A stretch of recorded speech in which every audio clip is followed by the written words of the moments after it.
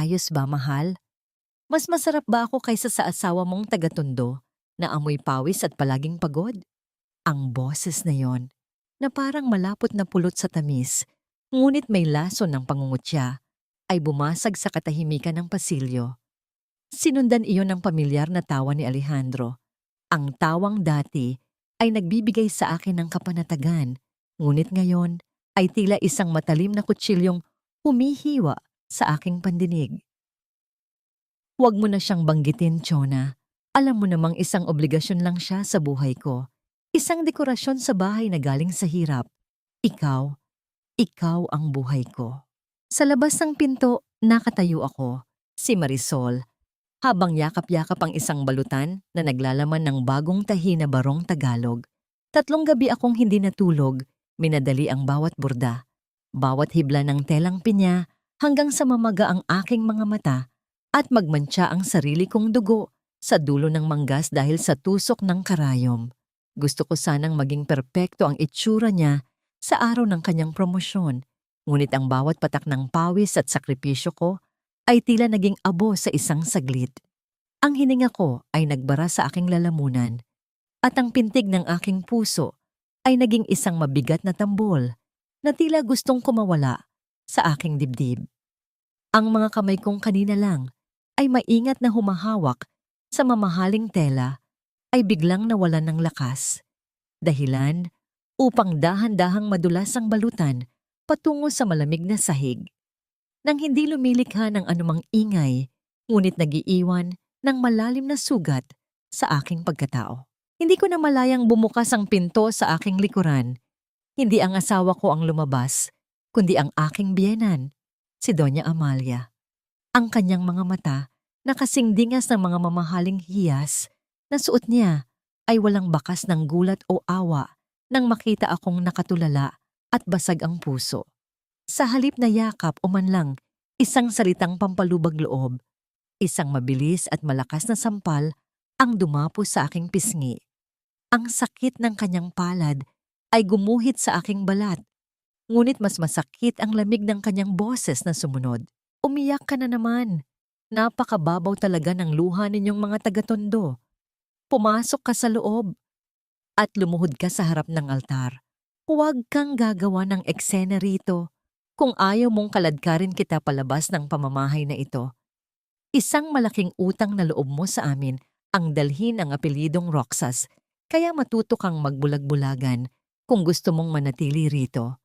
Ang isang tulad mong walang pinag-aralan ay dapat marunong tumanaw ng pasasalamat na hindi ka na namamalimos sa kalsada. Habang nakaluhod ako sa madilim na silid dasalan, tila ang bawat santo ay nakatingin sa akin ng may pangungutya.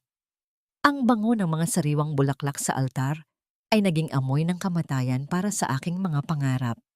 Naririnig ko pa rin sa kabilang silid ang mahinang tawanan ni Alejandro at ang mga maling akala ni Doña Amalia tungkol sa aking pagkatao.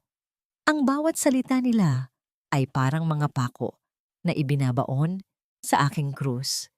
Ito ba ang premyo sa 5 taon ng aking pananahimik at pagsisilbi?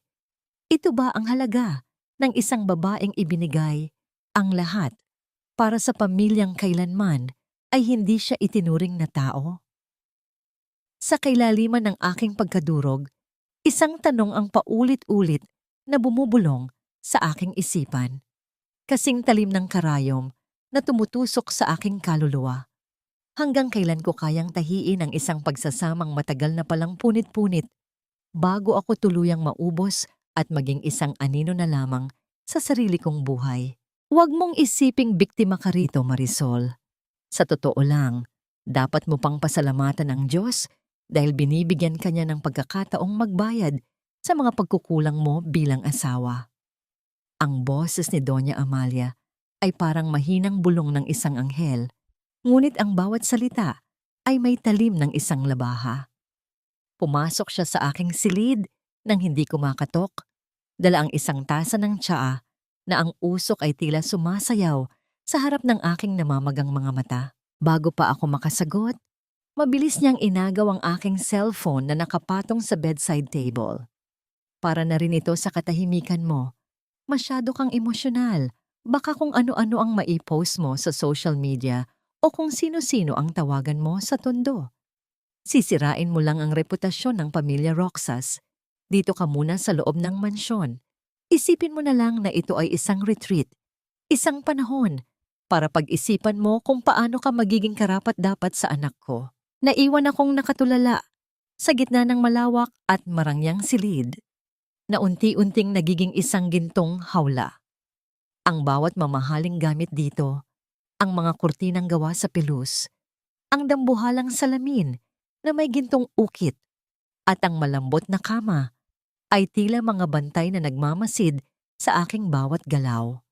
Hinawakan ko ang lumang metro ng pananahi ng aking ama na nakatago sa ilalim ng aking unan, ang tanging bagay na hindi nila nakuha sa akin. Ang malamig na bakal nito ay nagpaalala sa akin ng mga kalyong kamay ni Papa, ang mga kamay na nagtrabaho ng husto para lang hindi ako makaramdam ng ganitong uri ng pang-aapi. Ngunit heto ako ngayon, isang bilanggo sa bahay na itinayo, gamit ang pawis at dugo ng sarili kong pamilya. Dahil ang lupang kinatatayuan ng mansyong ito ay bahagi ng pamanang iniwan ni Papa na dahan-dahang kinakain ng mga Roxas. Nang sumapit ang tanghalian, bumukas ang pinto at pumasok si Alejandro. Wala siyang suot na bakas ng pagsisisi. Sa halip nakasuot siya ng bagong kurbata, marahil ay regalo mula kay Chona. Marisol, stop acting like a martyr.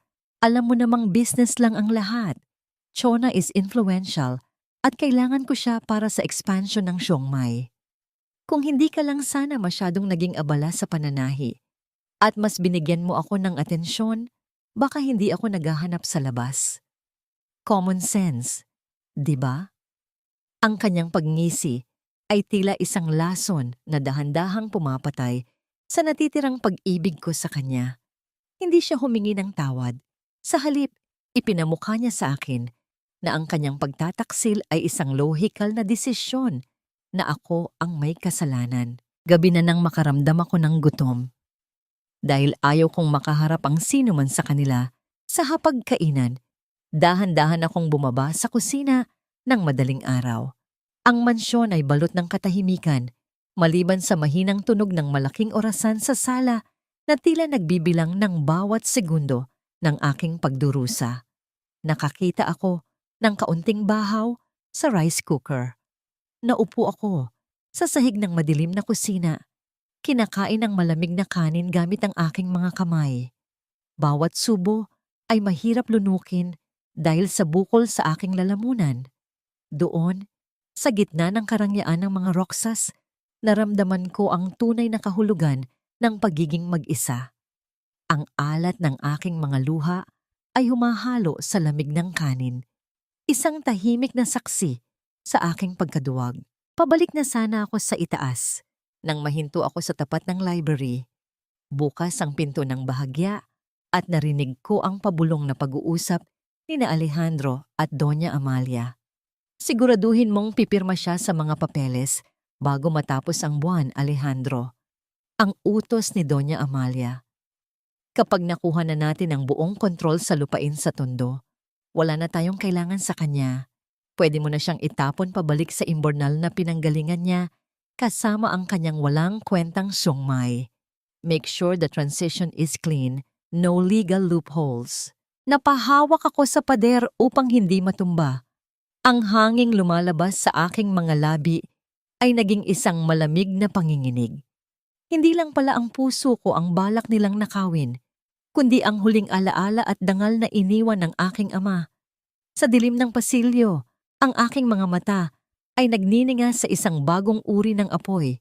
Hindi na ito apoy ng galit na nagnanais sumigaw, kundi isang malamig na determinasyon na naghihintay ng tamang pagkakataon. Ay Marisol, mag-ingat ka naman sa pagpupunas. Baka magasgas ang mamahaling tiles ni Doña Amalia. Hindi mo kayang bayaran yan, kahit ibenta mo pa ang buong barangay ninyo sa Tondo. Ang tawa ni Chona ay parang pagkiskis ng kalawang sa bakal, habang marahan siyang humihigop ng kape sa paboritong tasa na ako mismo ang bumili para sa anibersaryo namin ni Alejandro. Nasa sahig ako, nakaluhod, at pinupunasan ng mantsa ng natapong juice na sadyang ibinagsak ni Chona kanina. Ang bawat kiskis ng basahan sa malamig na sahig ay tila kiskis din sa aking natitirang dangal. Pinilit kong huwag tumingala. Pinilit kong huwag ipakita ang panginginig ng aking mga kamay. Sa harap ko, nakatayo ang babaeng umagaw sa aking asawa. Suot ang isang mamahaling bestida na alam kong galing sa kita ng aking sariling siomai. Ang mantsa sa sahig ay madaling matanggal. Ngunit ang mantsa ng pagtataksil na nakikita ko sa bawat sulok ng mansyong ito ay tila nakabaon na sa aking buto. Ang aking dibdib ay tila pinipitpit ng isang dambuhalang bigat.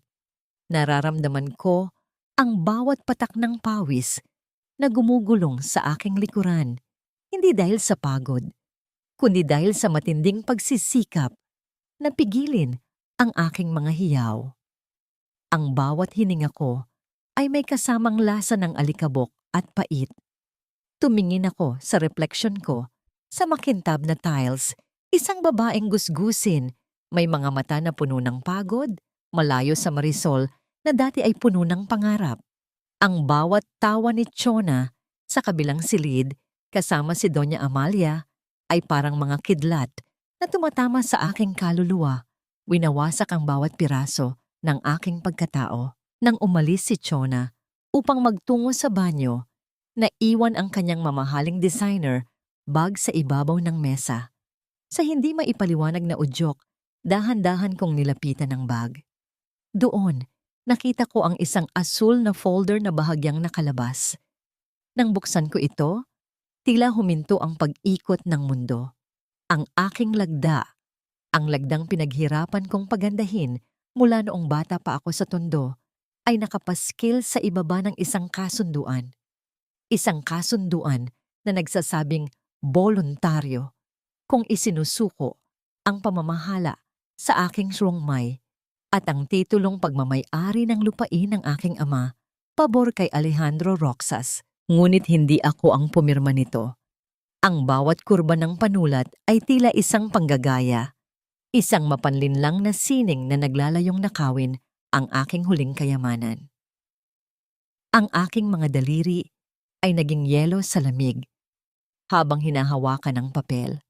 Ito na pala ang dulo ng kanilang plano, ang ubusin ako, hindi lang sa damdamin, kundi pati na rin sa lahat ng bagay na pinaghirapan ng aking pamilya. Eksaktong paglabas ni Chona, mabilis kong ibinalik ang folder. Ngunit bago siya tuluyang lumabas ng pinto, isang bagay ang kuminang sa kanyang leeg na nagpatigil sa aking paghinga. Ang kwintas na gintong may pendant na krus, ang tanging alaala ng aking namayapang ina na kinuha ni Doña Amalia sa akin noong nakaraang buwan sa katwirang ititago muna para hindi mawala. Heto ang kwintas na yon, nakasabit sa leeg ng babaeng sumira sa aking pamilya, tila isang tropeo ng kanilang tagumpay laban sa akin. Nang gabing iyon, habang nakatulala ako sa bintana ng aking silid, may narinig akong mahinang kalos sa ilalim ng pinto. Isang maliit na piraso ng papel ang isiningit doon. Sa ilalim ng malamlam na ilaw ng lamp, binasa ko ang mga salitang nakasulat sa isang magaspang na sulat kamay. Huwag kang magtiwala sa iyong abogado. Ang katarungan ay hindi nabibili sa mansyong ito. Magkita tayo sa lumang kanto ng tondo bukas ng gabi. Sino ang nagpadala nito? May kakampi pa ba ako sa mundong ito na puno ng mga lobong nagpapanggap na tupa? O ito ay isa na namang patibong upang tuluyan akong itapon sa kalsada? Ang katanungang ito ay paulit-ulit na bumubulong sa aking isipan habang ang kadiliman ng gabi ay dahan-dahang lumalamon sa aking pag-asa. Hindi ko alam kung ano ang mas nakakatakot, ang manatili sa bahay na ito at dahan-dahang mamatay o ang lumabas at harapin ang katotohanang baka wala na akong babalikan. Ang bulong na yon sa aking sarili ay tila isang sumpa habang dahan-dahan kong binubuksan ang bintana ng aking silid. Ang gabi ay balot ng isang makapal na katahimikan na tanging ang mahinang pagaspas ng mga dahon sa labas ang nagbibigay ng buhay. Maingat akong bumaba. Ang bawat galaw ko ay tila isang sayaw sa pagitan ng kalayaan at panganib. Ang bawat pagtapak ko sa damuhan ay nagpapaalala sa akin ng pakiramdam ng pagtakas mula sa isang libingan na pinalamutian lamang ng mga mamahaling hiyas. Nang marating ko ang lumang kanto ng tondo, ang amoy ng dagat at ang halumigmig ng gabi ay sumalubong sa akin. Isang amoy na matagal ko nang kinalimutan, ngunit agad na nagpabalik sa akin sa aking pinagmulan. Sa ilalim ng isang aandap-andap na poste ng ilaw, nakatayo ang isang lalaki. Ang kanyang anino ay mahaba at matikas, malayo sa mga aninong mapanlinlang sa loob ng mansyon ng mga Roxas. Marisol, ang boses niya ay malalim. May kasamang himig ng pag-aalala na matagal ko nang hindi naririnig mula sa sinuman. Nang humarap siya, ang liwanag ng buwan ay tumama sa kanyang muka. Si Brandon, ang matalik na kaibigan ng aking kabataan.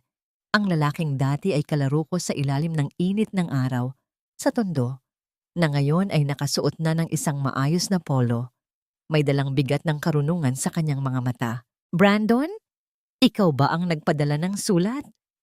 Ang boses ko ay nanginginig, hindi dahil sa lamig ng gabi, kundi dahil sa halo-halong emosyon na tila sasabog sa aking dibdib. Lumapit siya sa akin at sa isang saglit, naramdaman ko ang init ng kanyang presensya na tila isang pader na handang sumalo sa akin. Marisol, kailangan mong makinig. Ang abogadong ibinigay sa iyo ni na Alejandro ay nasa ilalim ng kanilang bulsa.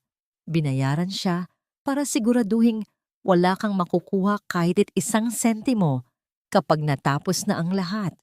Paliwanag ni Brandon, ang kanyang mga salita ay parang mga kidlat na tumatama sa aking kaisipan.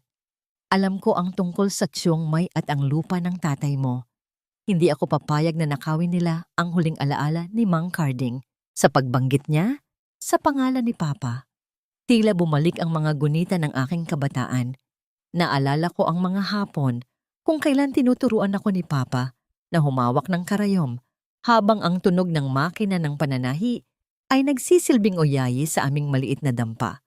Naalala ko ang kanyang mga ngiti habang pinupunasan ang kanyang lumang jeepney, ang Old Blue, na tanging kayamanan naming mag-ama. Ang bawat linyang binitawan ni Brandon ay nagpapaalala sa akin na ako ay anak ng isang marangal na Tomei, hindi isang basurang maaaring tapak-tapakan ng mga Roxas. Inabot ni Brandon ang aking kamay. Ang kanyang palad ay magaspang ngunit puno ng katapatan. Isang malaking kontras sa malalambot ngunit madarayang kamay ni Alejandro. Tutulungan kita, Marisol, pero kailangan nating mag-ingat. Marumi silang maglaro. Sa sandaling iyon, ang takot na namumugad sa aking puso ay dahan-dahang napalitan ng isang maliit na kislap ng pag-asa. Pakiramdam ko, sa unang pagkakataon, sa loob ng 5 taon, hindi na ako nag-iisa sa laban na ito. Ngunit ang katahimikan ng kalsada ay biglang nabasag ng isang nakasisilaw na liwanag mula sa isang sasakyang mabilis na huminto sa aming tapat. Ang mahabang ungol ng gulong sa semento ay tila isang babala ng paparating na bagyo. Mula sa loob ng mamahaling kotse, lumabas ang isang figura na ang galit ay tila naramdaman ko hanggang sa aking kinalalagyan. Marisol, kaya pala matapang kang lumabas ng bahay dahil may kalandian kang itinatago rito sa madilim na sulok ng tondo. Ang boses ni Alejandro ay umalingaw-ngaw sa gabi, puno ng puot at pagkamuhi. Ang kanyang mga mata ay nanlilisik habang naglalakad patungo sa amin. At sa bawat hakbang niya, tila ang mundo ko ay muling gumuho sa isang mas madilim na bangin. Isang basurang gaya mo, Marisol, wala nang ginawang tama, kundi ang maghanap ng ibang lalaki sa oras na hindi mo makuha ang gusto mo sa akin. Ang boses ni Alejandro ay tila isang marahas na hagupit ng latigo sa gitna ng katahimikan ng tondo. Ang kanyang mga mata ay nanlilisik, puno ng mapanirang bintang habang nakaturo ang kanyang daliri sa aking muka. Heto ba ang ipinalit mo sa akin? Isang abogadong pulubi na galing din sa kanal na ito? Sa kabila ng kanyang mga insulto, nakatayo ako roon habang ang aking mga paa ay nakabaon sa lupang kinalakihan ko, ang lupang amoy dagat at amoy pawis ng mga taong marangal na nagtatrabaho. Ang kabalintunaan ay masakit. Sa oras na ito, dapat sana ay nasa mansyon ako at naghahanda ng kanyang mga gagamitin para sa susunod na araw bilang tanda ng aking pagmamahal. Ngunit sa bawat salitang lumalabas sa bibig niya, ang pagmamahal na yon ay tila isang tuyong dahon na tinatangay ng hangin. Nararamdaman ko ang marahas na paghila niya sa aking braso, ang higpit na tila gustong bumasag sa aking mga buto. Habang si Brandon ay napilitang huminto dahil sa panganib na baka mas lalong lumala ang sitwasyon kung lalaban siya. Ang aking kaluluwa ay dahan-dahang nagdurugo sa loob. Ang bawat hakbang pabalik sa sasakyan ni Alejandro ay parang paglalakad patungo sa aking sariling bitayan. Hindi ko magawang sumigaw. Ang boses ko ay nabaon sa ilalim ng bigat ng aking kahihiyan. Hanggang kailan ko kayang lunukin ang mga paratang na ito bago tuluyang mabulunan ng aking puso sa pait ng kawalan ng katarungan. Pagdating sa mansyon, hindi katahimikan ang sumalubong sa amin, kundi ang malakas na tawanan ni na Doña Amalia at Chona sa sala. May mga baso ng wine sa ibabaw ng mesa at ang paligid ay tila may ipinagdiriwang. Nang makita kami, tumayo si Chona na may malawak na ngiti. Isang nangiting tila nanunukso. "Oh Alejandro, mabuti at nandito na kayo. Mayroon akong napakagandang balita," ani Chona habang hinahaplos ang kanyang tiyan ng may kasamang pagmamalaki. "Buntis ako, Alejandro. Magkakaroon na tayo ng tagapagmana." Tila huminto ang tibok ng puso ko. Sa loob ng 5 taon, ako ang sinisi ni Doña Amalia sa hindi namin pagkakaroon ng anak. Ako ang tinawag na baog at sumpa sa kanilang pamilya. At ngayon, ang babaeng sumira sa aking buhay ang magbibigay ng hinahangad nilang anak. Nakita ko ang biglang pagbabago sa mukha ni Alejandro. Mula sa galit patungo sa isang ligayang kailanman ay hindi ko nakita sa kanya noong kami pa ang magkasama. "Totoo ba yan, Chona?" Ang tinig ni Alejandro ay puno ng pagkamangha habang si Doña Amalia ay agad na yumakap sa kanya. "Salamat sa Diyos. Sa wakas, magkakaroon na ng dugong Roxas na magpapatuloy ng aming pangalan. Hindi katulad ng isa dyan na walang silbi." Ang sumunod na mga araw ay naging isang buhay na impyerno. Inutusan ako ni Doña Amalia na maging personal na katulong ni Chona. Ako ang nagluluto ng kanyang mga pinaglilihihan, ako ang naglilinis ng kanyang kalat, at ako ang tinitiis ang bawat pangungutya niya habang nakahiga siya sa aking dating kama. Ang bawat utos niya ay tila isang saksak sa aking dibdib. Ngunit pinili kong manahimik, pinili kong maging anino. Isang hapon, habang nag-aayos ako ng mga gamit sa laundry room, nakita ko ang isang lumang sako na naglalaman ng mga damit ni Papa. Kinuha ko ang isa sa kanyang mga lumang polo na may amoy pa rin ng tabako at langis ng makina, ang amoy ng tunay na paggawa at pagmamahal. Isinubsob ko ang aking muka sa tela, pilit na kumukuha ng lakas mula sa alaala ng isang lalaking kailanman ay hindi ako minaliit. Sa sandaling iyon, ang gasgas na tela sa aking pisngi ay tila isang haplos ng pag-asa sa gitna ng aking pagdurusa. Nang gabing iyon, inutusan ako ni Chona na kunin ang kanyang bag sa sala dahil may kailangan siyang gamot.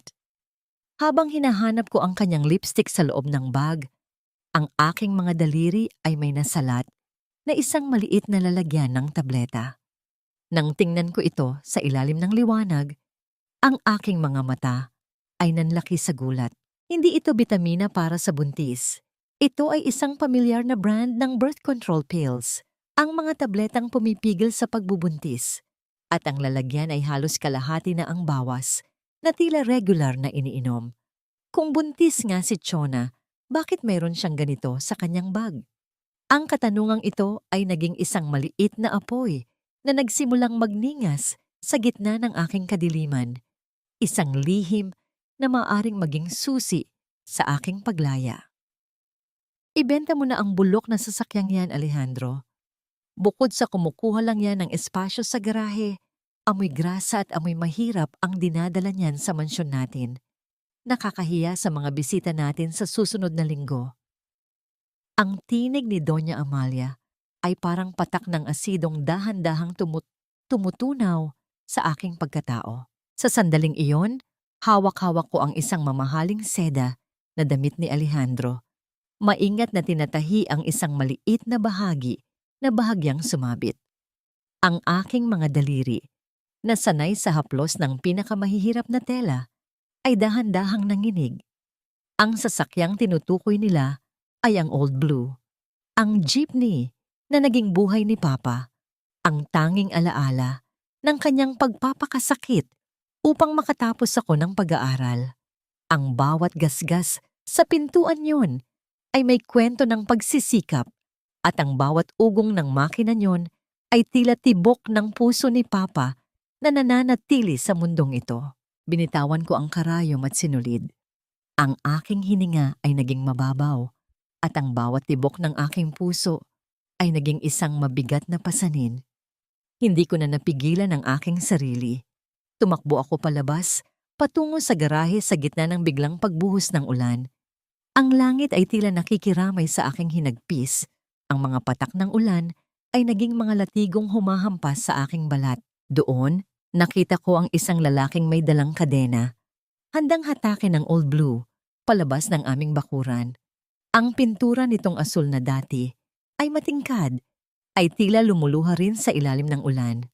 Huwag! Pakiusap! Huwag ninyong kunin yan. Ang pagsigaw ko ay nilamon ng hangin, ngunit wala akong pakialam. Yumakap ako sa unahang bahagi ng jeepney. Ang aking pisngi ay dumikit sa malamig at basang bakal.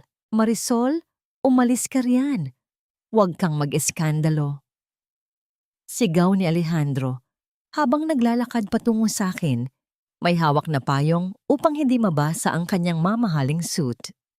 Binayaran na nila yan. Kailangan ko ang pera para sa investment namin ni Chona. Isang lumang bakal lang yan. Huwag kang OA. Hindi ito bakal lang, Alejandro. Ito ang buhay ni Papa. Ang boses ko ay napaos sa galit at sakit. Ngunit bago pa ako makagawa ng anuman, biglang pinaandar ng lalaki ang makina. Sa takot na tuluyan itong mawala, pilit kong hinawakan ang pintuan upang pigilan ang pag-andar niyon. Ngunit dahil sa dulas ng ulan at sa biglaang paggalaw ng sasakyan, nadulas ang aking paa. Ang aking kanang kamay, ang kamay na ginagamit ko sa pagtahi, ang kamay na nagbigay ng dangal sa aking sining, ay naipit sa pagitan ng pintuan at ng poste ng garahe habang mabilis na humahatak ang sasakyan. Isang matinding sensasyon ng pagkapit-pit at pagdurog ang gumuhit mula sa aking mga daliri hanggang sa aking balikat. Hindi ko nagawang sumigaw ng malakas. Ang hangin ay tila nanigas sa aking baga. Naramdaman ko ang bawat buto na tila nagkakapiraso at ang init ng dugong humahalo sa malamig na tubig ulan. Bumagsak ako sa putikan, yakap ang aking sugatang kamay na wala ng pakiramdam. Ang bawat hingal ko ay may kasamang lasa ng kalawang at dumi. Tumingala ako at nakita ko si Alejandro. Nakatayo lang siya roon. Dinala ang kanyang tingin sa aking kamay na duguan at pagkatapos ay tumalikod na tila wala siyang nakitang anuman. Ang tunay na sakit ay hindi nanggaling sa aking nadurog na buto, kundi sa dumi ng kanyang tingin na tila ba ang aking pagdurusa ay isang abala lamang sa kanyang araw. Habang pinapanood ko ang paglayo ng Old Blue sa gitna ng malabo at madilim na ulan, naramdaman ko ang pagguho ng huling kuta ng aking pagtitimpi. Ang bawat patak ng ulan na tumatama sa aking sugatang kamay ay tila isang paalala na sa mundong ito ng mga roksas, ang aking halaga ay kasing baba ng putik na kinasadlakan ko ngayon. Hanggang kailan ko ba dapat tiisin ang ganitong uri ng kadiliman bago ko matutunang maging sarili kong liwanag? Bakit kailangang kunin pati ang huling piraso ng aking dangal bago nila ako tuluyang bitawan? Kapag kun Hindi na siguro babalik ang dating lakas ng iyong kanang kamay. Marisol, ang mga salitang yon ng doktor ay tila isang hatol ng kamatayan na mas masakit pa kaysa sa anumang sampal na natanggap ko. Sa loob ng puting silid ng ospital, kung saan ang amoy ng antiseptiko ay tila sumasakal sa aking hininga, nakatitig ako sa aking kanang kamay na balot ng makapal na puting benda.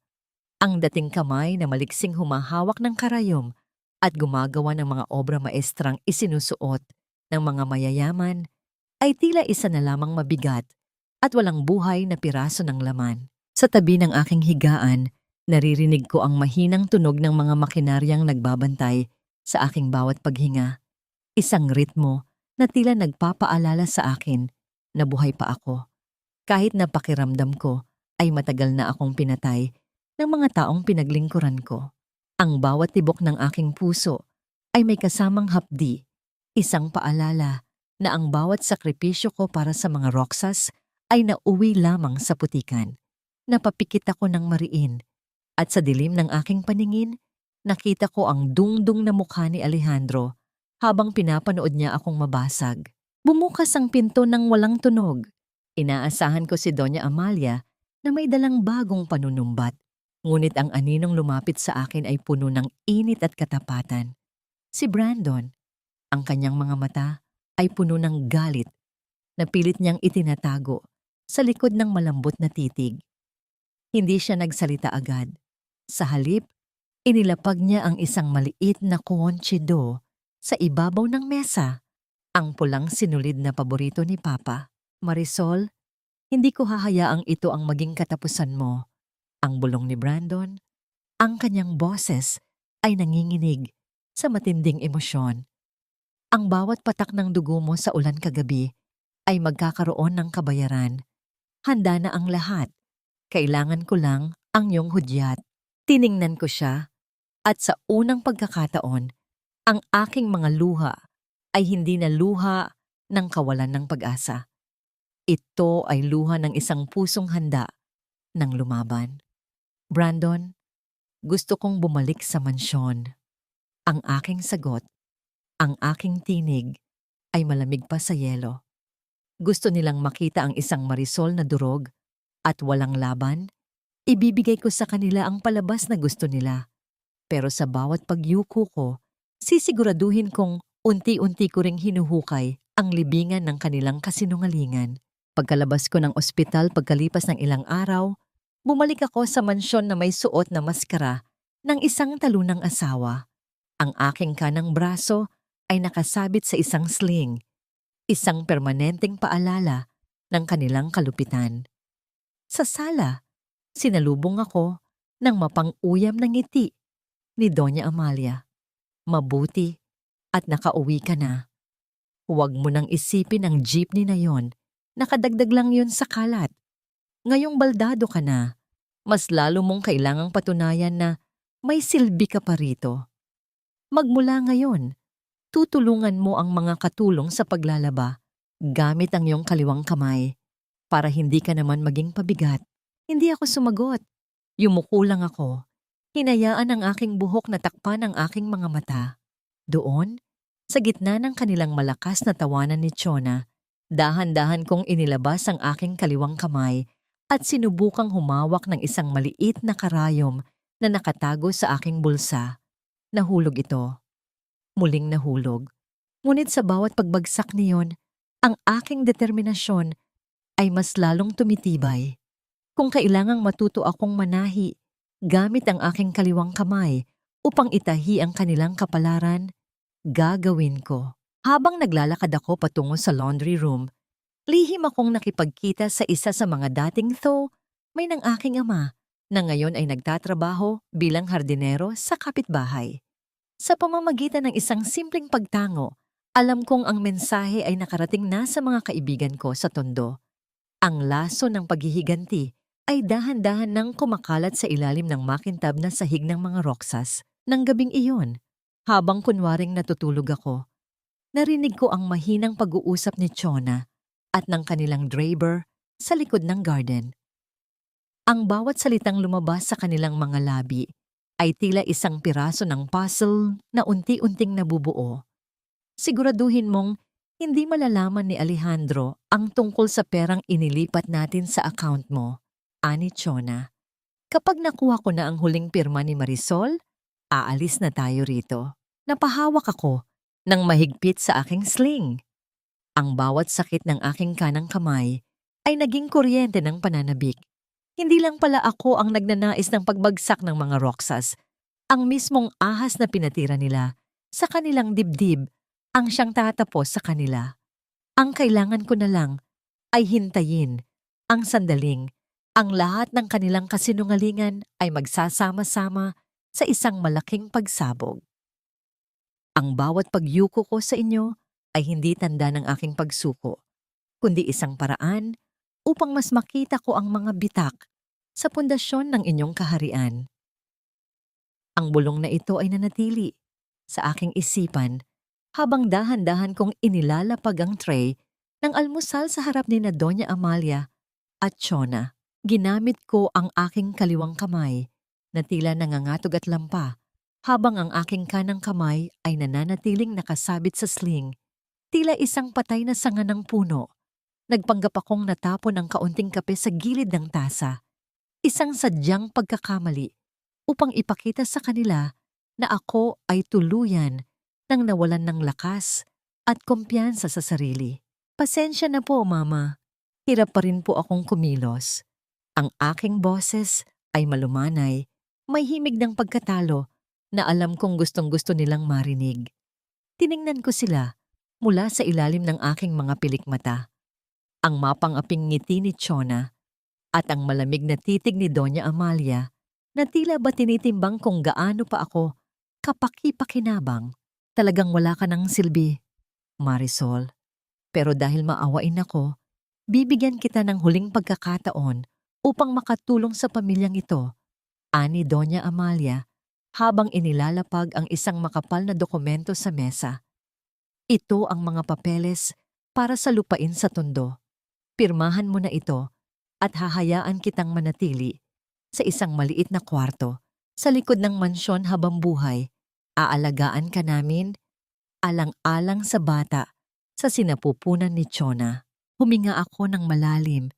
Isang buntong hiningang, tila puno ng kawalan ng pag-asa. Kung yan po ang makakapagpatahimik sa inyo, gagawin ko po. Wala na rin naman po akong ibang pupuntahan. Ang siyongmay ko ay wala na. Ang kamay ko ay sira na. Ano pa ang ititira ko para sa sarili ko? Ang bawat salita ko ay parang isang maingat na tahi sa isang telang puno ng panlilinlang. Nakita ko ang kislap ng kasakiman sa mga mata ni Doña Amalia nang dahan-dahan kong abutin ang ballpen gamit ang aking kaliwang kamay. Ngunit bago ko ito idampi sa papel, tumigil ako. Pero Mama, kailangan ko munang makasiguro na ang lupang ito ay mapupunta sa anak ni Alejandro. Ayaw ko namang mapunta lang ito sa ibang tao. Lalo na't may naririnig akong usap-usapan sa mga katulong tungkol sa mga lalaking umaali-aligid kay Chona kapag wala si Alejandro. Ang katahimikan sa sala ay naging kasing bigat ng tingga. Nakita ko ang biglang paninigas ng balikat ni Chona at ang pagkunot ng noo ni Doña Amalia. Ang buto ng pagdududa ay matagumpay kong naitanim sa kanilang isipan. Isang lason na dahan-dahang kakalat nang hindi nila namamalayan. Nang dumating si Alejandro mula sa trabaho, sinalubong ko siya ng may matatamis na salita at isang baso ng malamig na tubig. Mga bagay na hindi ko na ginagawa simula nang malaman ko ang kanyang pagtataksil. Alejandro, magpahinga ka na. Alam kong pagod ka sa pag-aasikaso ng mga bayarin ni Chona. Nakita ko nga pala siya kanina. Mukhang may malaking halaga siyang ibinigay sa draper natin. Siguro para yon sa mga gamit ng baby, di ba? Ang aking ngiti ay tila tapat, ngunit ang aking mga mata ay nakatutok sa bawat pagbabago sa kanyang ekspresyon. Nakita ko ang pagdidilim ng kanyang paningin. Ang pagmamalaki niya bilang isang lalaking may kontrol ay unti-unting nayayanig ng pagdududa na aking ipinatikim sa kanya. Ang maskara ng pagiging masunuring asawa na suot ko ay nagsisilbing salamin na nagpapakita ng kanilang sariling mga kasalanan. Sa gitna ng gabi, dahan-dahan akong pumasok sa library upang linisin ang mga gamit ni Alejandro.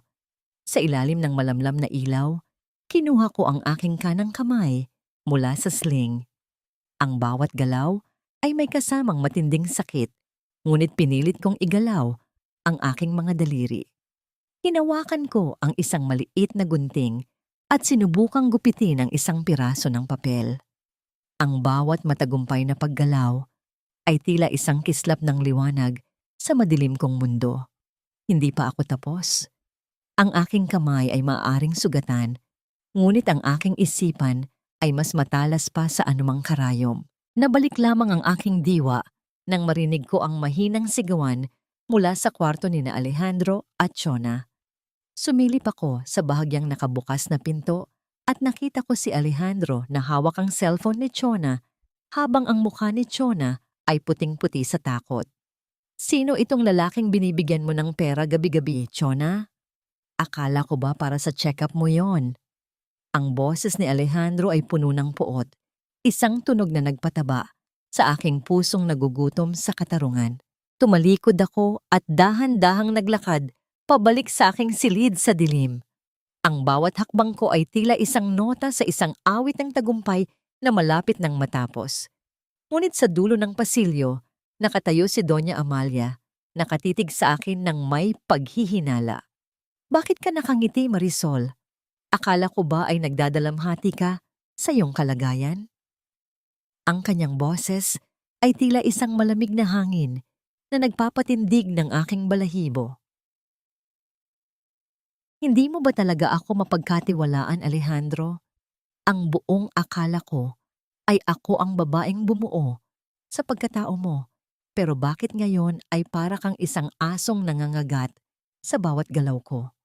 Ang boses ni Chona ay humalo sa tunog ng hangin sa labas, puno ng pilit na hinagpis at mapanlinlang na luha. Ngunit sa pagkakataong ito, ang kanyang mga salita ay tila wala ng talab sa lalaking dati, ay sumasamba sa kanyang bawat hakbang. Nasa kabilang silid ako, dahan-dahang inaayos ang mga mabibigat na kurtina gamit ang aking kaliwang kamay, habang ang aking kanang kamay ay nananatiling nakatago at tila walang buhay. Ang bawat sigawan nila ay nagsisilbing musika sa aking pandinig, isang ritmo na nagpapatunay na ang lason ng pagdududa ay dahan-dahan nang gumagapang sa kanilang mga ugat. Hindi na kailangan ng pisikal na dahas. Ang sapat na katotohanan na binalot sa kasinungalingan ang siyang wawasak sa kanila. Nakita ko si Alejandro na lumabas ng silid. Ang kanyang mukha ay kasing dilim ng kalangitan bago ang isang malakas na bagyo. Napatingin siya sa akin. Ang asawang dati ay itinuring niyang basura. Sa sandaling iyon, sadyang hinayaan kong mahulog ang isang maliit na piraso ng papel mula sa aking bulsa, isang resibo mula sa butika na sadyang kinuha ko sa bag ni Chona noong nakaraang gabi. Ang resibong yon ay patunay ng pagbili ng mga birth control pills na itinago ng babaeng nagpapanggap na buntis. Dahan-dahan siyang lumapit at pinulot ang papel. Ang kanyang mga mata ay nanlaki habang binabasa ang nakasulat doon. Ang bawat segundong lumilipas ay tila isang taon ng paghihintay para sa akin. Ano ito, Marisol? Saan mo ito nakuha? Ang boses niya ay nanginginig. Hindi sa galit sa akin, kundi sa takot na ang mundong binuo niya sa paligid ni Chona ay isang malaking panlilinlang lamang. Nakita ko lang po iyan sa ilalim ng kama ninyo nung naglilinis ako kanina, Alejandro. Akala ko po ay gamot iyon para sa baby ninyo, kaya itinabi ko. Ang sagot ko, ang aking boses ay puno ng kunwaring inosente at pagmamalasakit. Yumuko ako upang itago ang kislap ng tagumpay sa aking mga mata. Ang bawat salita ko ay tila isang karayom na tumutusok sa kanyang pride bilang isang lalaki. Ang katahimikan sa pasilyo ay nabasag nang lumabas si Doña Amalia mula sa kanyang silid. Ang kanyang presensya ay tila nagpabigat sa hangin. Ano ang kaguluhang ito? Alejandro, kailangan nating mag-focus sa darating na auction. Marami tayong utang na dapat bayaran at ang showong may ni Marisol ang tanging paraan upang maisalba ang pangalan ng mga Roxas. Huwag mong hayaang ang mga walang kwentang away na ito ang sumira sa ating plano. Lumingon si Doña Amalia sa akin. Ang kanyang titig ay tila nagnanais na basahin ang aking kaluluwa. At ikaw, Marisol, maghanda ka na. Bukas ay pipirmahan mo ang lahat ng papeles sa harap ng ating mga investor. Huwag kang gagawa ng anumang hakbang na ikapapahamak mo dahil alam mo kung ano ang kaya kong gawin sa mga taong kinalimutan na sa Tondo. Bago ako nakasagot, naramdaman ko ang paghaplos ng aking mga daliri sa isang piraso ng telang nakasabit sa aking baywang. Isang maliit na bahagi ng lumang polo ni Papa. Ang gasgas na tekstura nito ay nagbigay sa akin ng kapanatagan. Isang paalala na sa gitna ng mga lobong ito, ang aking pagiging tho, may ang siyang magtatahi ng aking kaligtasan. Ang bawat hibla ng tela ay tila bumubulong ng karunungan ng aking ama. Ang pinakamahusay na tahi ay ang tahi na hindi nakikita sa simula, ngunit hindi matatanggihan sa dulo. Nabalik lamang ang aking diwa nang marinig ko ang malakas na pagtatalo ni na Alejandro at Chona sa loob muli ng silid. Sa pagkakataong ito, hindi lang sigawan ang naririnig ko, kundi ang tunay na pagguho ng tiwala. Sabihin mo sa akin ang totoo. Chona, buntis ka ba talaga? O ginagamit mo lang ang bata para makuha ang pera ko?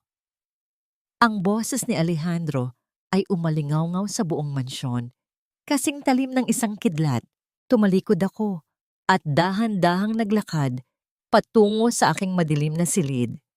Ang bawat hakbang ko sa makintab na sahig ay tila isang pagtapak sa mga piraso ng kanilang sipayo.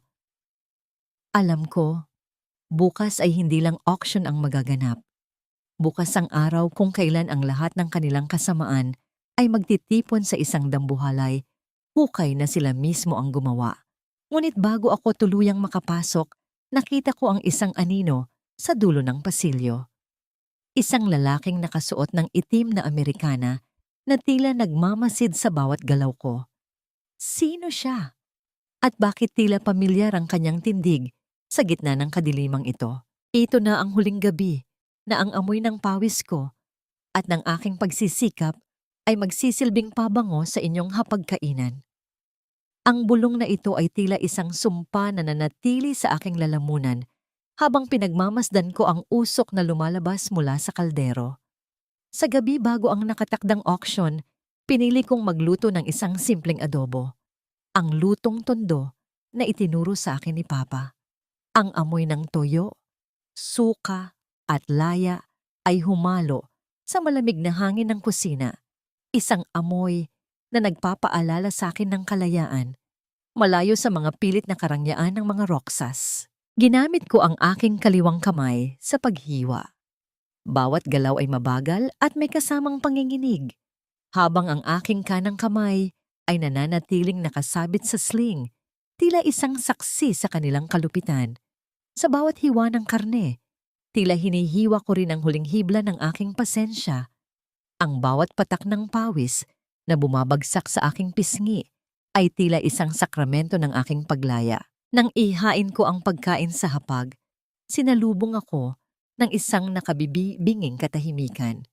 Nakaupo si Doña Amalia sa kabisera. Ang kanyang muka ay kasing tigas ng bato, habang si Alejandro ay nakatitig lamang sa kanyang baso ng alak.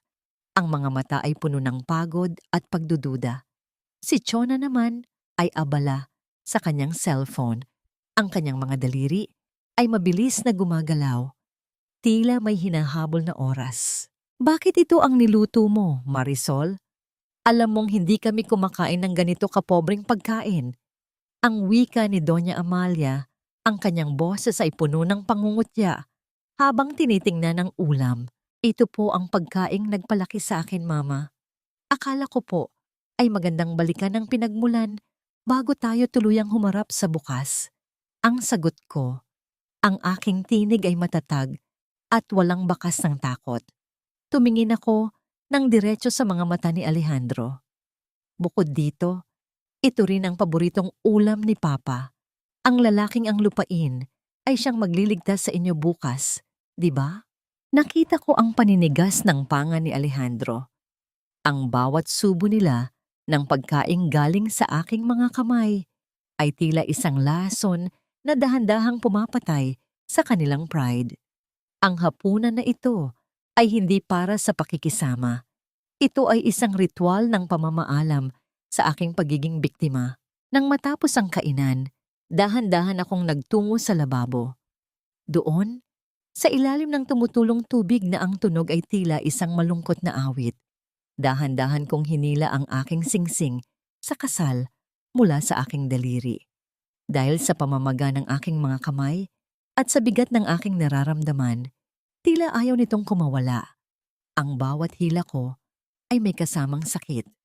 Isang pisikal na paalala ng 5 taon ng pagkakagapos.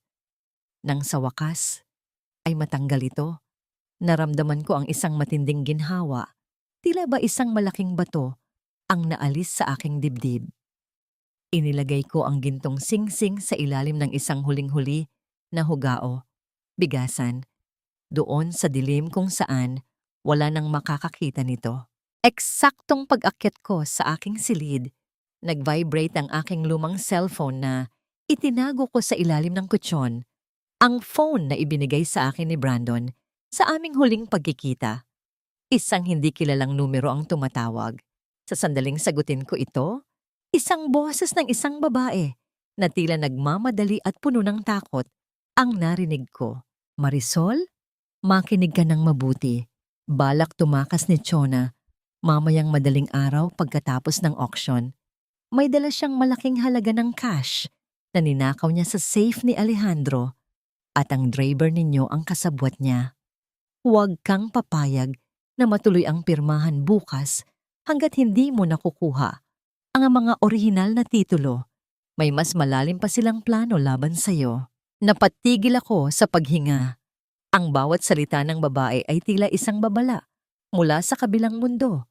Sino siya? Bakit niya ako tinutulungan? At paano niya nalaman ang mga lihim na tanging ang mga lobo sa loob ng mansyong ito ang nakakaalam? Ang katanungang ito ay naging isang malamig na kaba na gumapang sa aking likuran habang ang dilim ng gabi ay dahan-dahang lumalamon sa buong mansyon ng mga Roxas. Bukas, ang lahat ay magtatapos. O baka naman, bukas pa lang talaga magsisimula ang tunay na digmaan. Takibo. Pirirmahan na natin ang katapusan ng iyong kahirapan, Marisol. Ibigay mo na ang panulat, Alejandro. Tapusin na natin ito. Ang boses ni Doña Amalia ay puno ng mapanirang pananabik habang nakatayo sa tabi ng kanyang anak sa gitna ng dambuhalang entablado ng Grand Ballroom.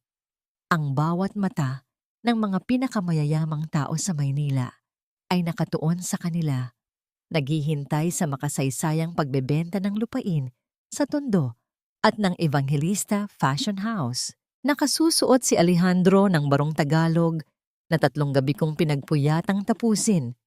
Ang gintong borda nito ay nagniningning sa ilalim ng mga dambuhalay, kristal na ilawan sa kisame, ngunit ang tanging nakikita ko ay ang mantsa ng sarili kong dugo sa dulo ng manggas, isang mantsa na hindi man lang niya napansin. Ang puso ko ay tila gustong kumawala sa aking dibdib, hindi dahil sa takot, kundi dahil sa nagbabagang init ng hustisya na sa wakas ay bumabangon na mula sa hukay. Eksaktong ididikit na ni Alejandro ang dulo ng panulat sa papel nang biglang bumukas ang dambuhalang pinto ng ballroom. Walang tunog ng pagbagsak ng pinto, tanging ang biglang pagpasok ng malamig na hangin at ang sabay-sabay na pagsinghap ng daan-daang bisita ang namayani sa silid. Naglakad ako papasok.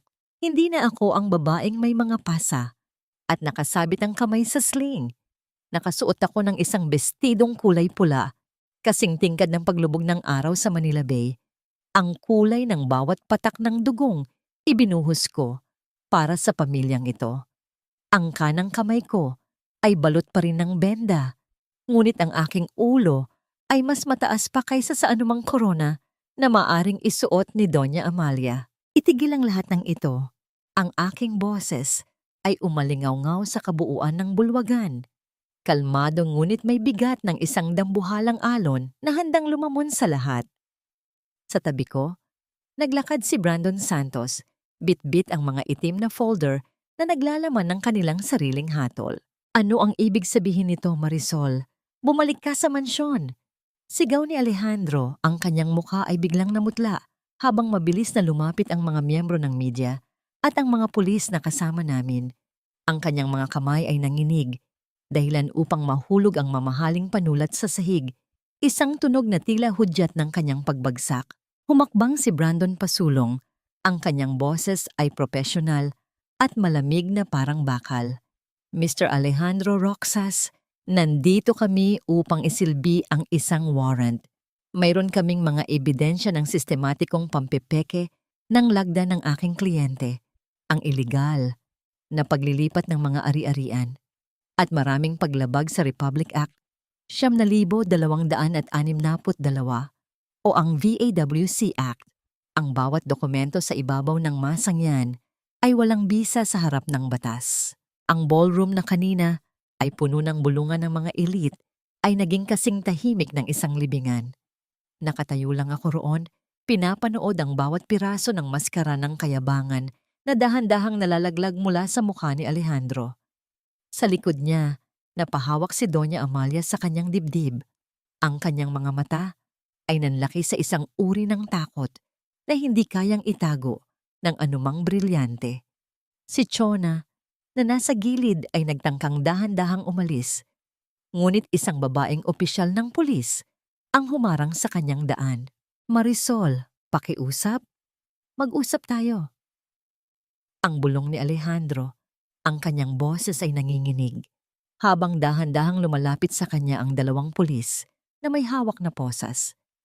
Ang tunog ng metal na naglalapat ay tila isang hatol na umalingaw-ngaw sa buong silid. Tiningnan ko siya ng diretso sa mga mata. Ang mga matang dati ay puno ng pag-ibig, ngunit ngayon ay tila dalawang malalim at malamig na balon. Tapos na tayong mag-usap, Alejandro. 5 taon kitang pinakinggan. Ngayon, hayaan mong ang batas naman ang sumagot sa bawat patak ng luha ko. Habang dahan-dahang inilalabas si Alejandro sa ballroom, nakayuko at sinusubukang itago ang kanyang mukha mula sa mga flash ng kamera. Naramdaman ko ang isang matinding lumbay na humalo sa aking tagumpay. Ganito pala ang lasa ng hustisya, matamis, ngunit may pait ng mga nasayang na panahon at durog na pangarap. Tumingin ako kay Brandon at sa kanyang mga mata, nakita ko ang bata mula sa tondo na nangakong poprotektahan ako kahit anong mangyari. Ngunit bago pa kami tuluyang makalabas, narinig ko ang isang matinding pagkabasag ng baso mula sa kinaroroonan ni Doña Amalia. Ang kanyang katawan ay dahan-dahang bumagsak sa sahig. Ang kanyang kaliwang bahagi ay tila biglang nawalan ng buhay at ang kanyang mga mata ay nanatiling nakatitig sa akin, puno ng isang hindi masabing takot at pagsumbat. Isang panibagong biyak sa aming kasaysayan ang muling nagbukas sa gitna ng aking paglaya.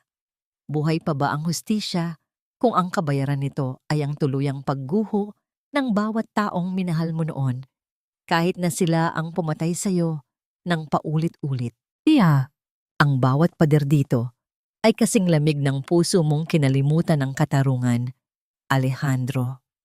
Ngayon, hayaan mong ang katahimikan ang maging tanging kausap mo sa bawat gabing darating. Ang boses ko ay halos bulong na lamang habang nakatayo ako sa harap ng malamig na rehas ng bilangguan. Ang amoy ng mamahaling pabango na dati ay bumabalot kay Alejandro ay napalitan na ng malansang amoy ng pawis, lumang semento at kawalan ng pag-asa. Nakaupo siya sa isang sulok ng siksik na selda. Ang kanyang barong na dati ay nagniningning sa ilalim ng mga kristal na ilaw ay gusot-gusot na ngayon. May mga mantsa ng dumi at luha. Wala na ang Sir Alejandro na kinatatakutan at iginagalang. Dito sa loob, siya ay isa na lamang bilanggo na walang pangalan, kundi ang numerong nakatatak sa kanyang uniforme. Nakita ko ang panginginig ng kanyang mga kamay habang pilit niyang iniaabot ang mga ito sa akin. Ang kanyang mga mata, na dati ay puno ng yabang, ay tila dalawang guho na lamang ng isang nawasak na lungsod. Marisol, pakiusap, ilabas mo ako rito. Ang kanyang boses ay napaos sa kaiiyak.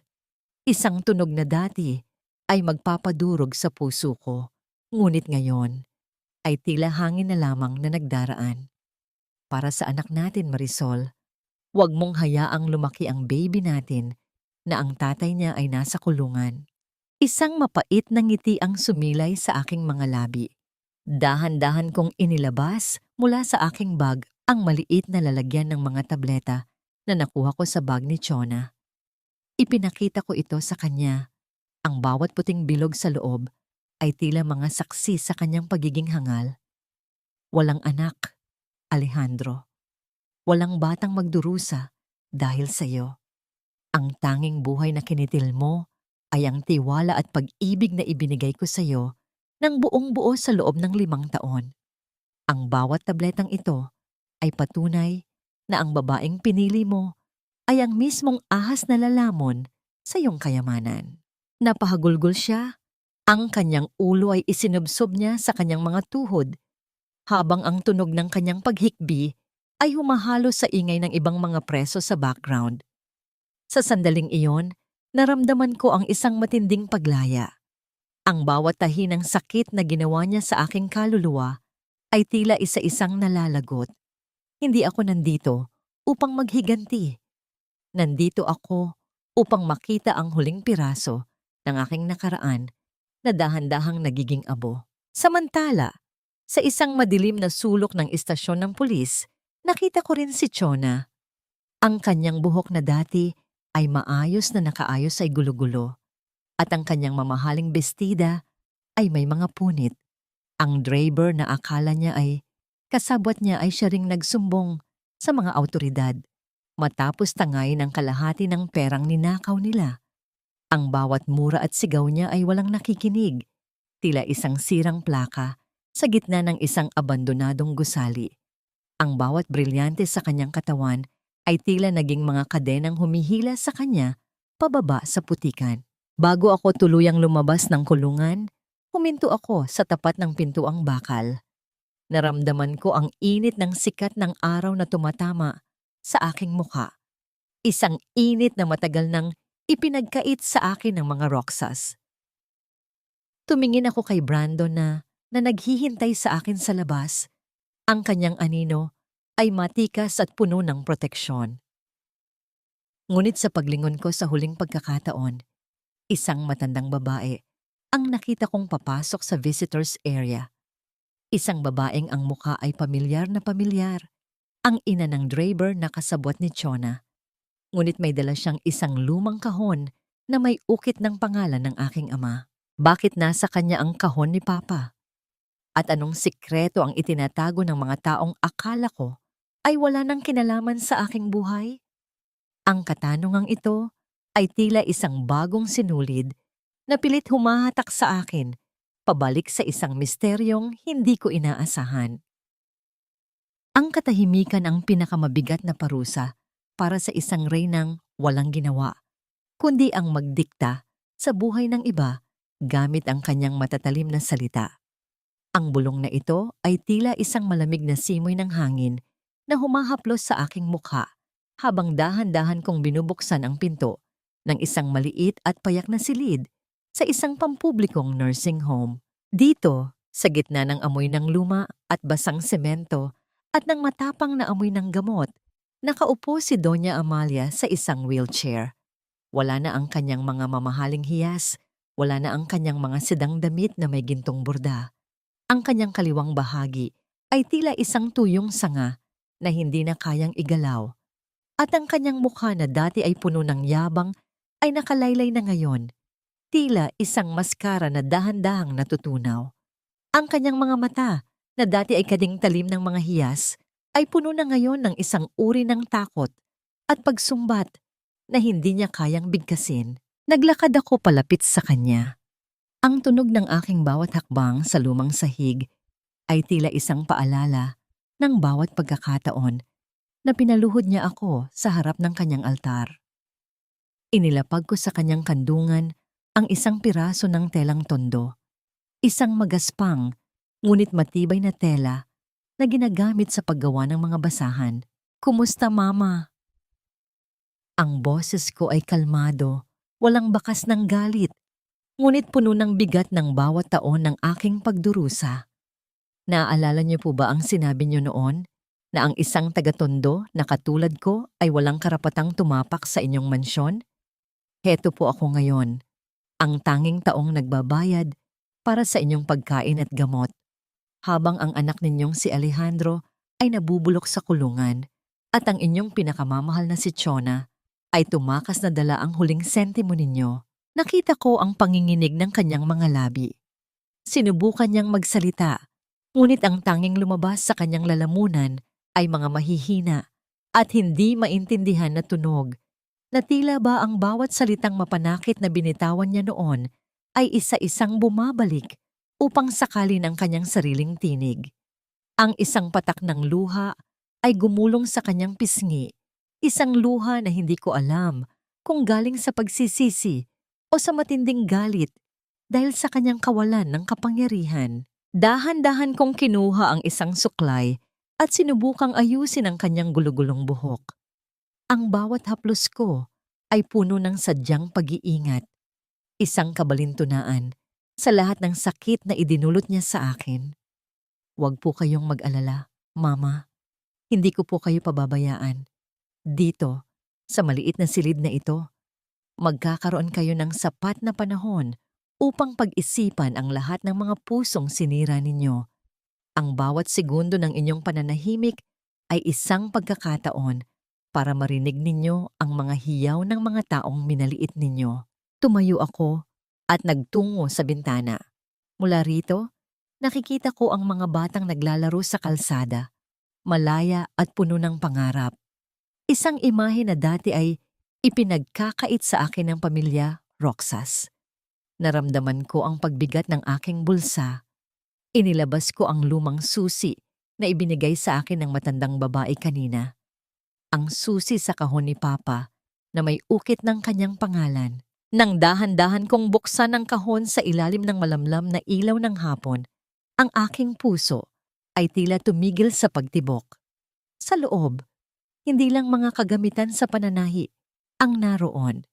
May isang lumang sulat na may selyo ng pamilya Roxas, 30 taon na ang nakalilipas. Ang sulat na yon ay nagsasaad ng isang lihim na kasunduan sa pagitan ni Papa at ng ama ni Alejandro. Isang kasunduang nagpapatunay na ang mansyong tinitirhan ng mga Roxas ay itinayo sa lupang ninakaw lamang nila mula sa aking pamilya sa pamamagitan ng pananakot. Lumingon ako kay Doña Amalia.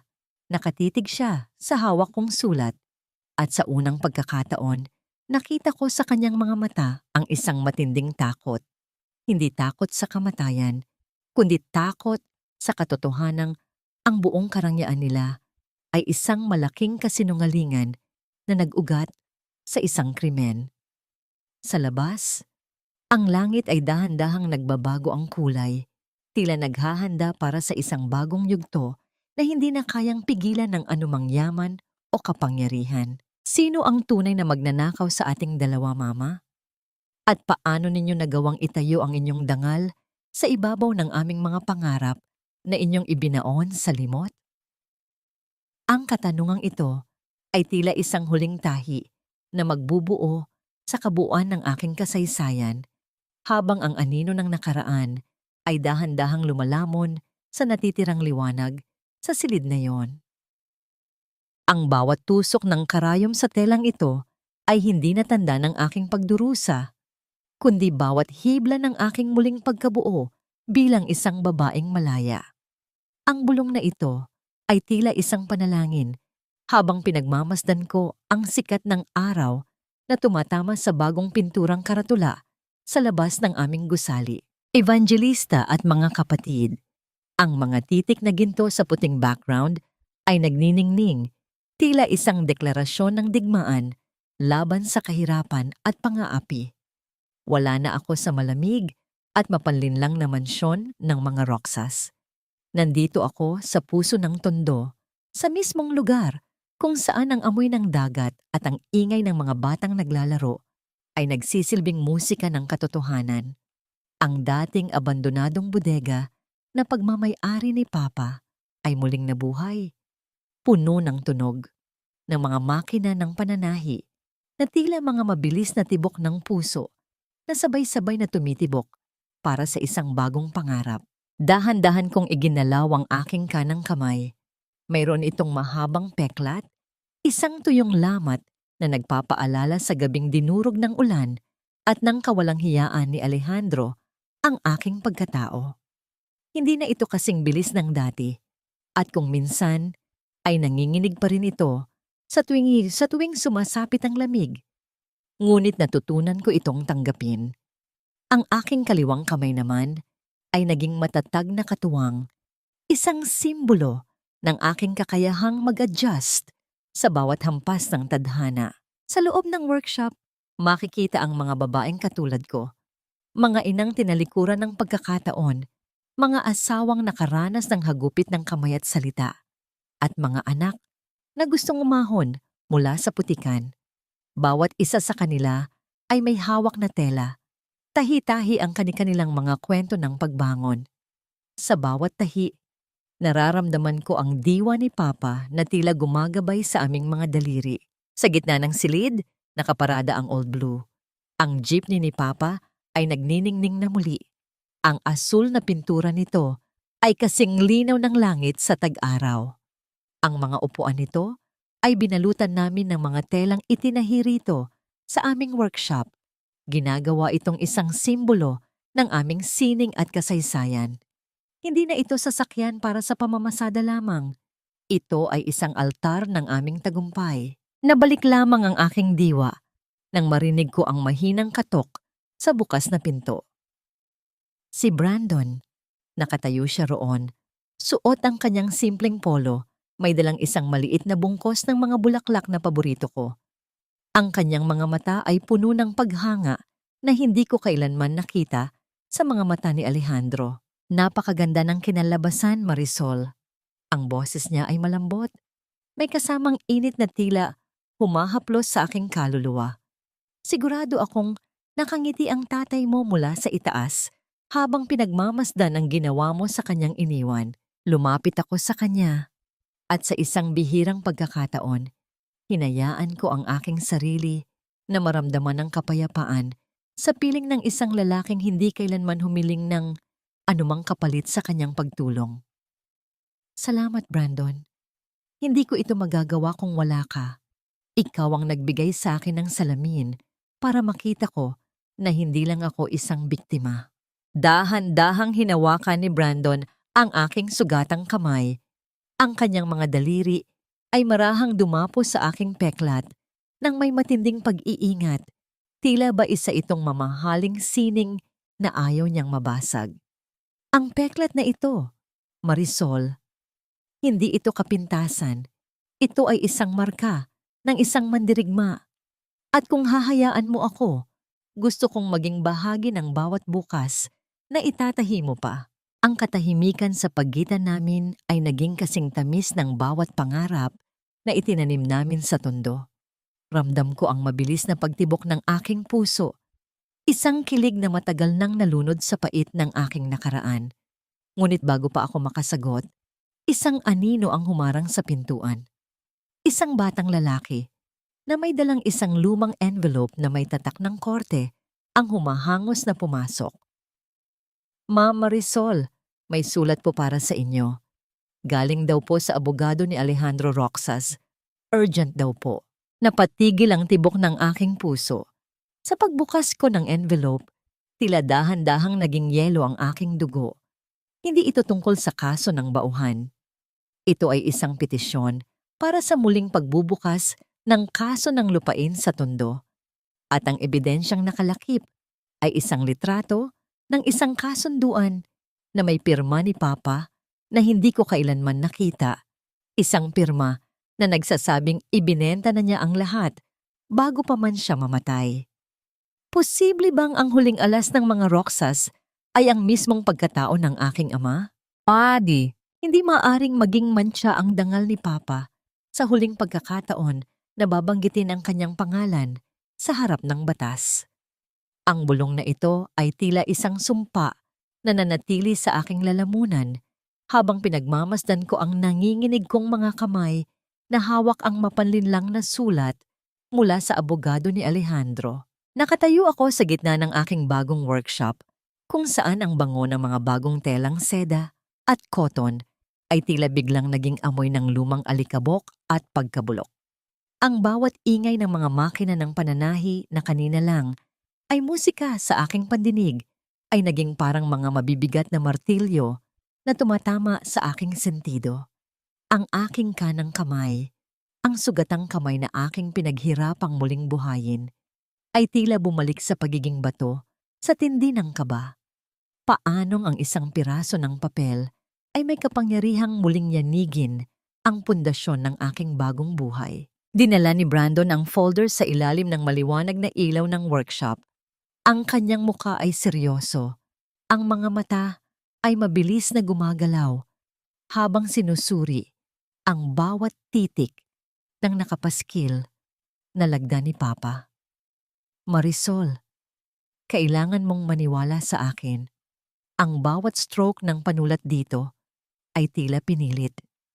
Alam ko kung paano sumulat si Mang Carding. Ang kanyang kamay ay matatag, kasing tatag ng kanyang paninindigan. Ito ay isang desperadong hakbang na lang ng mga Roxas upang bawiin ang lupa, kahit na gamitin pa nila ang anino ng yumao mong ama. Huminga ako ng malalim, pilit na pinapakalma ang bagyong namumuo sa aking dibdib. Gusto nilang palabasin na ang lahat ng pinaghirapan ni Papa ay ibinenta niya dahil sa utang. Kilala ko ang tatay ko, Brandon. Mas pipiliin niyang magutom kami kaysa ipamigay ang tanging bagay na magbibigay sa akin ng kinabukasan. Naramdaman ko ang haplos ng malamig na bakal ng makina ng pananahi sa aking kaliwang kamay. Isang pamilyar na pakiramdam na nagbigay sa akin ng lakas. Nagtungo kami sa lumang taguan sa loob ng Old Blue, doon sa ilalim ng driver's seat kung saan laging itinatago ni Papa ang kanyang mga mahahalagang gamit. May nakita kaming isang maliit na ukit sa sahig ng sasakyan, isang lihim na lalagyan na kailanman ay hindi ko napansin noong bata pa ako. Nang buksan namin ito, hindi lang mga lumang barya ang naroon. May isang maliit na tape recorder at isang notebook na nakabalot sa plastic. Nang i-play namin ang lumang tape, ang boses ni Papa ay umalingaw-ngaw sa loob ng workshop, puno ng pagod, ngunit may matinding pagmamahal. Marisol, anak, kung naririnig mo ito, ibig sabihin ay tinatangka na naman nilang kunin ang sa atin. Pinilit ako ng ama ni Alejandro na pumirma sa isang blangkong papel gamit ang pananakot sa kaligtasan mo noong bata ka pa. Pero hindi ko yon ibinenta. Ang orihinal na titulo ay itinatago ko sa ilalim ng altar ng ating lumang bahay sa Tondo. Tila isang dambuhalang alon ng emosyon ang lumamon sa akin. Ang bawat patak ng luha ko ay hindi na luha ng sakit, kundi luha ng katotohanang sa wakas ay nahanap na ang katarungan. Sa huling paghaharap sa korte, hindi na nakapagsalita ang abogado ni Alejandro nang ilabas ni Brandon ang orihinal na titulo at ang recording ni Papa. Ang bawat kasinungalingan ng mga Roxas ay tila isang bahay na gawa sa baraha na gumuho sa isang ihip ng hangin. Pagkatapos ng paglilitis, lumabas ako ng korte habang ang sikat ng araw ay tila isang mainit na yakap. Nakita ko si Brandon na naghihintay sa akin sa tabi ng Old Blue. Hindi na niya kailangang magsalita.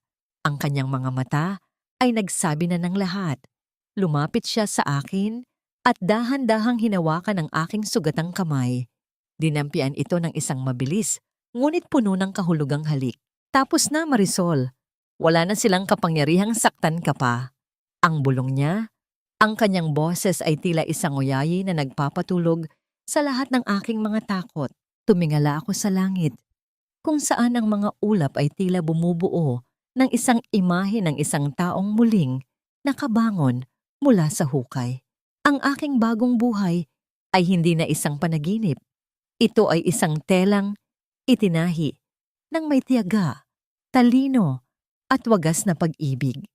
Habang dahan-dahang umaandar ang Old Blue pabalik sa aming workshop sa Tondo, naramdaman ko ang isang matinding kapayapaan. Ang bawat ikot ng gulong nito ay tila nagsasabing, Marisol, malaya ka na. Ngunit sa gitna ng aming kagalakan, isang pamilyar na anino ang nakita ko sa kanto ng aming workshop. Isang babaeng nakasuot ng itim na tila naghihintay na ibigay ang isang huling mensahe mula sa isang taong akala ko ay wala na sa aking buhay. Sino ang babaeng ito at ano ang dala niyang balita sa gitna ng aking bagong simula? Mata. Ang liwanag ng paglubog ng araw sa Manila Bay ay tila isang dambuhalang painting ng ginto at kahel. Isang kulay na nagpapaalala sa akin na ang bawat dulo ay simula lamang ng isang mas magandang bukas. Nakatayo ako sa dalampasigan, nararamdaman ang pino at mainit na buhangin sa pagitan ng aking mga daliri, habang ang marahang hampas ng mga alon sa pampang ay nagsisilbing musika ng aking katahimikan. Sa tabi ko, ang babaeng nakaitim na nakita ko sa labas ng workshop ay dahan-dahang lumapit. Hindi siya isang banta, kundi isang anino ng nakaraan na may dalang huling piraso ng aking kasaysayan. Siya si Aling Nena, ang dating mayordoma sa mansyon ng mga Roxas na tinanggal ni Doña Amalia dahil sa pagtatanggol sa akin noon. May iniabot siyang isang maliit na pilus na kahon. Marisol, nakita ko ito sa gamit ni Chona bago siya tuluyang umalis. Alam kong ito ang pinakaingat-ingatang alaala ng iyong ina. Hindi ko kayang makita na ibenta lang ito sa kung saan. Ang mahinang wika ni Aling Nena. Nang buksan ko ang kahon, ang gintong kwintas na may pendant na krus ay nagniningning sa ilalim ng huling sinag ng araw. Ang bawat kurba nito ay tila isang haplos mula sa kabilang mundo. Isinuot ko ito at sa unang pagkakataon, naramdaman ko na ang aking pagkatao ay muling buo. Wala nang kulang, wala nang nakaw. Lumingon ako kay Brandon na nakatayo ilang hakbang ang layo mula sa akin. Hinahayaan akong namnamin ang sandaling ito. Ang kanyang presensya ay tila isang matatag na pundasyon na hindi kayang yanigin ng anumang bagyo. Lumapit ako sa kanya at dahan-dahang isinandal ang aking ulo sa kanyang balikat. Naramdaman ko ang kanyang kamay na humawak sa aking sugatang kamay. Isang haplos na puno ng paggalang at pangako. Alam mo, Brandon, tinanong ko ang sarili ko kung kaya ko na ba silang patawarin. Ang bulong ko habang nakatitig sa malawak na dagat. Naisip ko na ang pagpapatawad ay hindi nangangahulugang kailangang bumalik ang lahat sa dati. Ang pagpapatawad ay ang pagpili na huwag nang hayaan ang kanilang mga anino na diktahan ang bawat hakbang ko. Napatawad ko na ang sarili ko sa pananatili ko sa kadiliman ng matagal na panahon. At para sa kanila, hinahayaan ko na ang tadhana at ang batas ang gumawa ng kanilang tahi. Nabalik ang aking diwa sa tunog ng tawanan ng mga babae mula sa aking workshop sa di kalayuan. Ang evangelista at mga kapatid ay hindi lang isang negosyo. Ito ay isang pamilya ng mga mandirigma. Ang bawat barong na aming tinatahi ay may dalang kwento ng dangal at ang bawat jeepney na aming pinapatakbo ay may dalang pangarap ng kalayaan. Ang Old Blue ay mananatiling simbolo ng aking ama.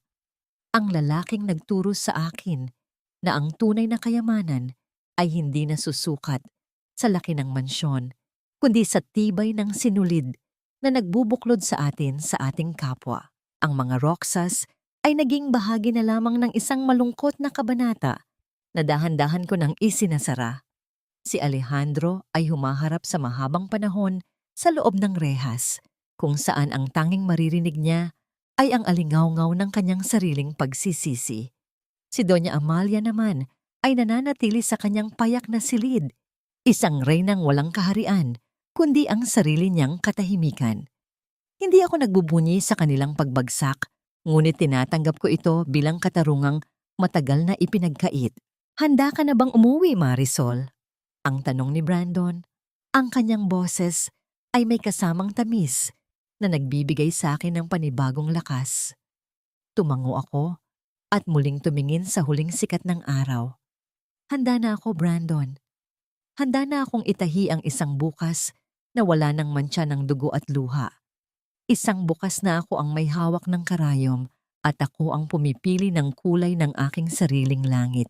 Sa aming paglalakad palayo sa dalampasigan, bitbit ang bawat alaala at bawat sugat na naging perlas ng aking karunungan. Alam ko na ang aking kwento ay hindi natapos sa biyak na puso.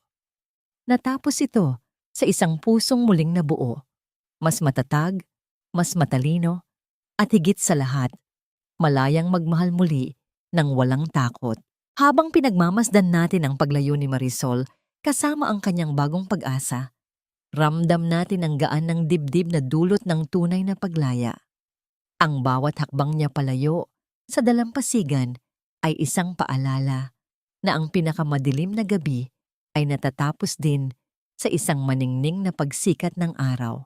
Mga mahal kong tagapakinig, mula sa kailaliman ng aking puso, maraming salamat sa pagsama sa amin hanggang sa huling sandali ng mahabang paglalakbay na ito. Habang isinusulat ko ang bahagi kung saan nadurog ang kamay ni Marisol sa ilalim ng ulan, habang pilit na yakap ang jeepney ng kanyang ama, hindi ko mapigilang mapaluha sa harap ng aking pagsulat. Naalala ko ang lahat ng mga kababaihan na pilit kumakapit sa mga alaala ng nakaraan kahit na dinudurog na sila ng realidad ng kasalukuyan. Ang kwentong ito ay hindi lamang basta isang katang-isip. Ito ay isang pagsasalamin sa mga tunay na hirap, tahimik na pagsisikap, at dakilang tagumpay na nakikita natin sa bawat sulok ng ating lipunan. Ang ating buhay ay tila isang piraso ng tela. Minsan, ito ay nagugusot, nadudumihan, o tuluyang napupunit ng mga taong akala natin ay mag-aalaga rito. Ngunit tulad ni Marisol, tandaan ninyo na ang bawat peklat sa inyong puso ay hindi isang kapintasan. Ito ay isang gintong burda ng inyong katatagan. Ang mga peklat na yon ang nagpapatunay na kahit gaano man tayo saktan ng mundo, tayo ay may kakayahang itahi ang ating sariling kapalaran gamit ang sinulid ng pagpapahalaga sa sarili at katarungan. Kung kayo ang nasa kalagayan ni Marisol, pipiliin nyo rin bang bigyan ng kapayapaan ang inyong puso sa pamamagitan ng pagpapatawad sa malayo? O hahayaan nyo na lang na ang galit ang maging tanging nagpapatakbo sa inyong buhay?